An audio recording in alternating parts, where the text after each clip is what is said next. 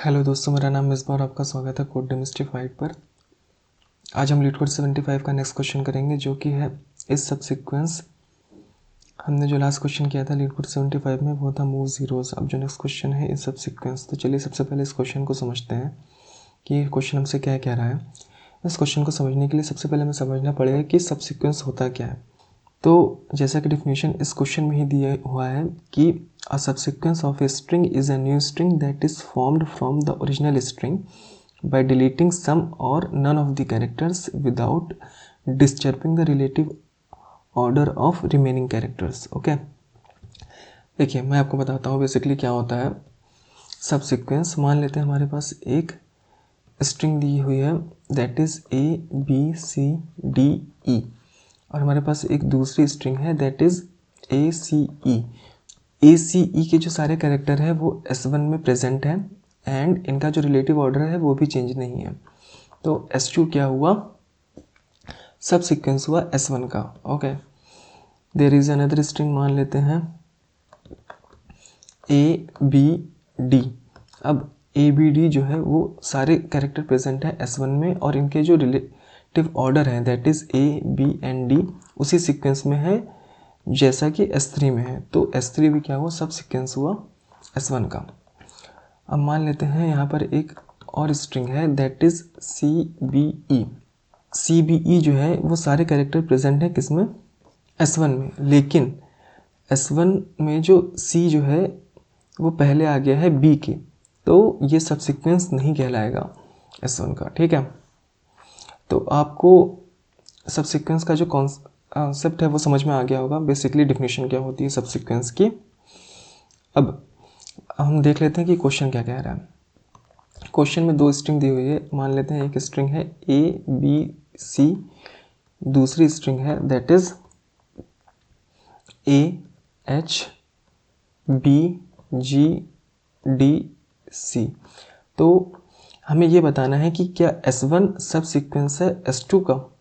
तो इसमें हम 2 पॉइंटर अप्रोच यूज़ करेंगे। बेसिकली हम एक पॉइंटर S1 पे रखेंगे और दूसरा पॉइंटर S2 पे रखेंगे। S1 पे हमने पॉइंटर रखा I और S2 पे हमने पॉइंटर रखा J, और इनके कैरेक्टर आपस में देखेंगे कि क्या वो इक्वल है। अगर वो इक्वल होते हैं तो हम देखेंगे क्या करेंगे, और अगर इक्वल नहीं होते हैं तो हम देखेंगे क्या करेंगे। ओके, उससे पहले हम एक बार एच केस समझ लेते हैं कि एच केस क्या कहता है, उसके बाद हम कोड का ड्राई रन करेंगे। अगर हम एच केस की बात करते हैं तो इसमें देखिए ज़्यादा मतलब कॉम्प्लिकेटेड नहीं है, मैं आपको सिंपल लैंग्वेज में समझाऊंगा। देखिए केस 1 क्या है कि when both string characters are matched, when both string मतलब जो S1 S2 दिया हुआ है उसके कैरेक्टर्स मैच होते हैं। Both string characters are matched. Okay, अगर दोनों स्ट्रिंग के कैरेक्टर दैट इज S1 और S2 इन दोनों के कैरेक्टर आपस में इक्वल होते हैं तो उस केस में हम I की वैल्यू भी इंक्रीज करेंगे एंड J की वैल्यू भी इंक्रीज करेंगे। और केस 2 केस 1 का अपोजिट होगा, when both string characters are not matched. Okay, ये बेसिकली एल्स कंडीशन होगी, मतलब जो हम कोड लिखेंगे उसमें वो मैं आपको बताऊंगा। तो सेकेंड केस क्या है कि when both string characters are not matched, उस केस में हम सिंपली J की वैल्यू इंक्रीज करेंगे।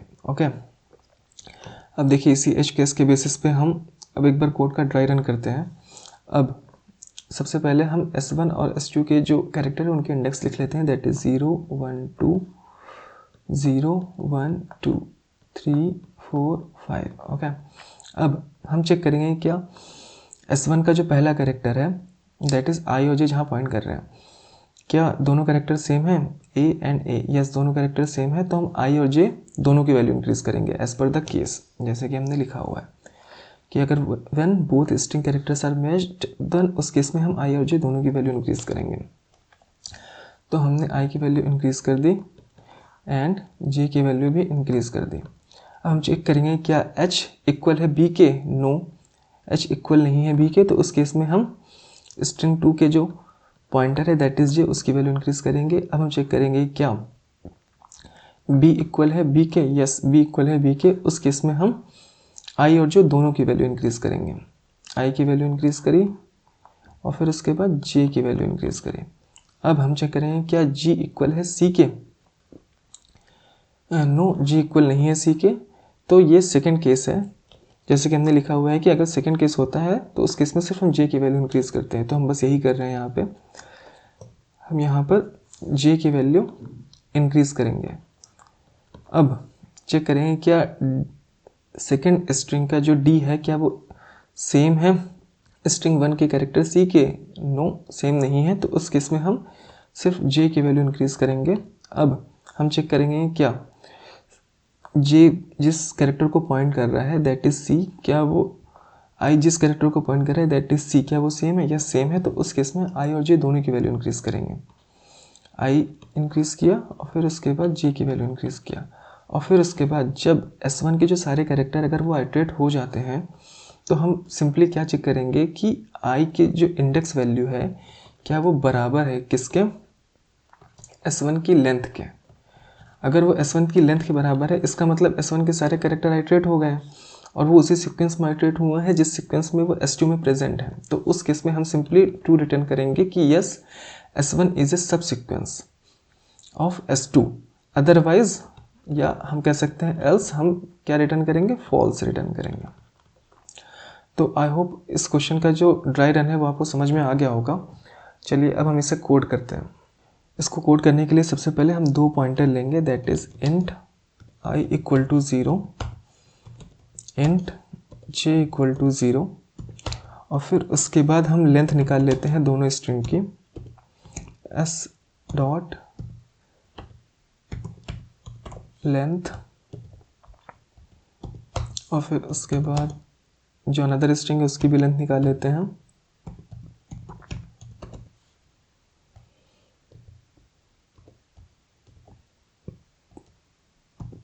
हमने दोनों स्ट्रिंग की लेंथ निकाल ली, अनदर स्ट्रिंग इज टी।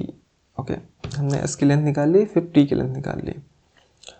अब लेंथ निकालने के बाद हम क्या करेंगे, सिंपली एक वाइल लूप रन करेंगे। वाइल क्या, ये वाइल लूप तब तक चलेगा जब तक दोनों स्ट्रिंग में कैरेक्टर्स हों। Okay, while I is less than M and J should be less than N. Okay, अगर किसी एक स्ट्रिंग में कैरेक्टर एंड हो जाता है तो ये वाइल लूप ब्रेक हो जाएगा और हम वाइल लूप के बाहर आ जाएंगे। और वाइल लूप में क्या चेक करेंगे कि क्या S dot char at I equal है किसके, T dot char at J के। ओके, क्या फर्स्ट स्ट्रिंग का जो ith कैरेक्टर है वो सेकेंड स्ट्रिंग के jth कैरेक्टर के साथ सेम है? यस, अगर सेम होता है तो उस केस में हम i की वैल्यू भी इंक्रीज़ करेंगे और j की वैल्यू भी हम इंक्रीज़ करेंगे। जैसे कि हमने यहाँ पे फर्स्ट केस में लिखा था, हमने यहाँ पे फर्स्ट केस में क्या लिखा था कि अगर both string characters are matched तो उस केस में हम i और j दोनों की वैल्यू इंक्रीज़ करेंगे, अदरवाइज हम सिर्फ j की वैल्यू इंक्रीज़ करेंगे। अदरवाइज मतलब आ जाता है एल्स, ये सेकंड केस के लिए है, अदरवाइज हम j की वैल्यू इंक्रीज़ करेंगे।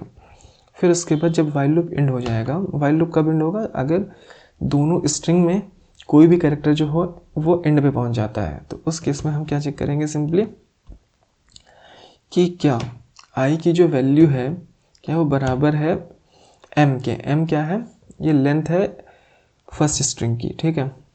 क्या i की जो वैल्यू है वो फर्स्ट स्ट्रिंग की लेंथ के बराबर है? यस, उस केस में हम सिंपली ट्रू रिटर्न कर देंगे कि यस जो फर्स्ट स्ट्रिंग है वो सब सीक्वेंस है, मतलब s जो है वो सब सीक्वेंस है t का, अदरवाइज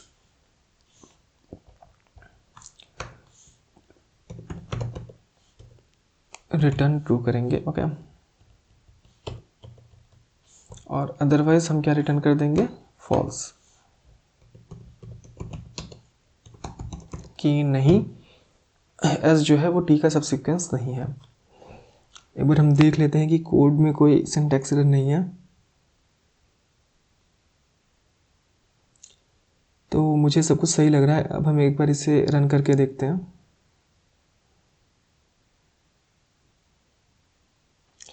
रन करने पर आप देख सकते हैं ये कोड प्रॉपर्ली रन हो रहा है। अब हम इसे सबमिट करके देखते हैं।